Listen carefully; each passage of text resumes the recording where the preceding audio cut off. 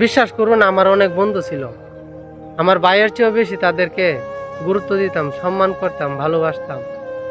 এই যে বুকটার মধ্যে আগলায় রাখতাম।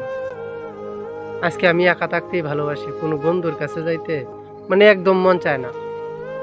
কারণ আমার ওই রকম বন্ধু এখন আর নাই। আমার সকল বন্ধু জড়িয়ে গেছে আমার বিপদের সময়। আসলে বিপদে যে বন্ধুগুলো পাশে থাকে না, টাকা দিয়ে যে পাশে থাকতে হবে এমনটা না, চোখের দেখাও দেখে না, এবং কি মানুষের সঙ্গে কটু কথা বলে, নানান ধরনের সুযোগ সুবিধায় খুঁজে, হ্যাঁ আমার আরো বিপদে বলতে চায়, এমন বন্ধুই ছিল আমার। আর সকল বন্ধু বাদ দিয়ে এখন আমি একলা একলা থাকি। আসলে একলা একলা থাকাটা সম্ভব না, তবুও চেষ্টা করি। আর বন্ধুত্ব এখন আমি তাদেরকেই মনে করি যাদের সঙ্গে 24টা ঘন্টা থাকি।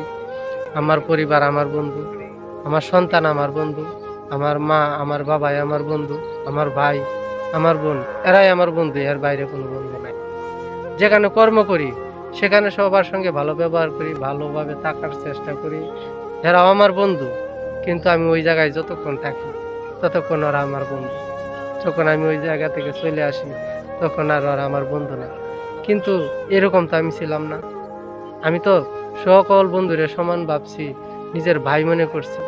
কিন্তু আমি যখন বিপদে পড়ছি, হ্যাঁ বিপদ তো মনে করেন যে কাটে গেছে, এখন তো আর বিপদ নাই। হ্যাঁ, হয়তো বিপদ তো মানুষের ক্ষণিকের জন্যই আসে, আবার ক্ষণিকের জন্যই চলে যায়। কথায় আছে না, যেমন রাত হয় তেমনি সকালও হয়।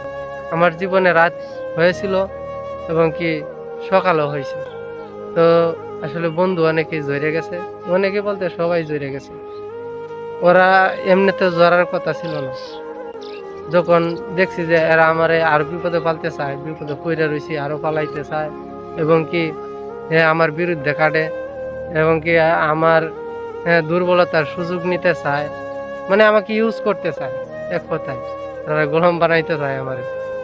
আসলে ওই দিনটা আমার জীবন থেকে চলে গেছে। আমি চাই না আমার মতো ওদের জীবনেও এমন দিন আসুক। আমি ওদের জন্য অনেক দোয়া করি, প্রাণ ভরে দোয়া করি, মহান আল্লাহ তাআলা যেন তাদেরকে সুখে রাখে। আমার যে দিন গেছে ওই দিন যেন ওদের না আসে। আপনারাও দোয়া করবেন।